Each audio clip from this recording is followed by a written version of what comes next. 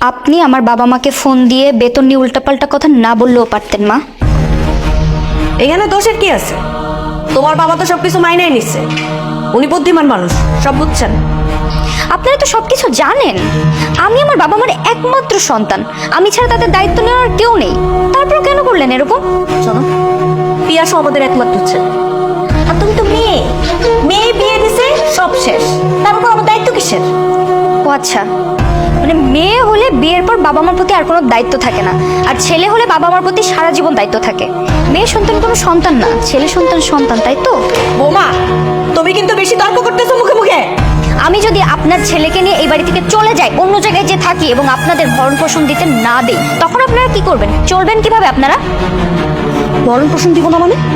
ওরা আমরা পড়ালেখা করাইছি না, মানুষ করছি না। এই তুমি কিছু বলো না কেন? আমার বাবা মা আমাকে মানুষ করছে, তাদের কষ্টের উপার্জন দিয়ে আমাকে পড়াশোনা শিখাইছে, মানুষের মতো মানুষ করছে। তাদের কষ্টের ফল আপনারা কেন ভোগ করবেন? পিয়াস, তোর বউ তো এত বড় বড় কথা বলতেছে, তুই কিছু বলিস না কেন? কি বলবো? কি বলবা তুমি? আমি কি ভুল কিছু বলছি? তোমা, ঘরে চলো। না, আমি রুমে যাব না। তুমি আগে তোমার মাকে জবাব দিতে বলো, উনি কেন ফোন দিয়ে উল্টাপাল্টা কথা বলছেন। পাড়াপাড়ি হচ্ছে কিন্তু। তোমাকে বলছে আমার সাথে রুমে যেতে, চলে আসো। না, আমি যাব না। তোমার মাকে জবাব দিতে হবে। উনি কেন আমার অসুস্থ বাবা মাকে ফোন দিয়ে উল্টাপাল্টা অপমানজনক কথাবার্তা বলছেন। মা তোমার কি জবাব দিবে? তুমি আগে আমার প্রশ্নের উত্তর দাও। তুমি যে প্রত্যেকদিন সকালবেলায় বাসা থেকে বের হয়ে অফিসে যাওয়ার আগে নিজের মা বাবার সঙ্গে দেখা করো, অফিসে গিয়ে সারাক্ষণ তাদের সাথে ফোনে কথা বলো, তুমি কি বলতে পারবে এই দুটো মানুষকে তুমি কখনো ফোন দিয়ে খোঁজ খবর নাও? সারাদিন একটা কল দাও?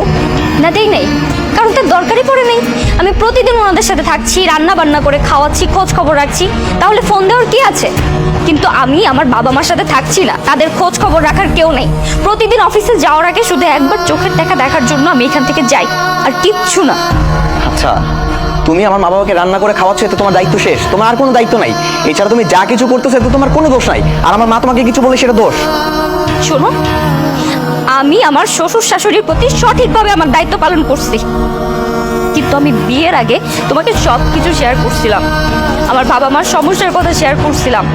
তুমি তখন রাজি হয়েছিলা, তুমি তখন সাপোর্ট করছিলা, কিন্তু তুমি যে হুট করে গিরগিটির মতো রং বদলাই ফেলবা, এটা তো আমি বুঝতে পারি নাই। তোমার মতো গিরগিটির সাথে আমি সংসার করবো না।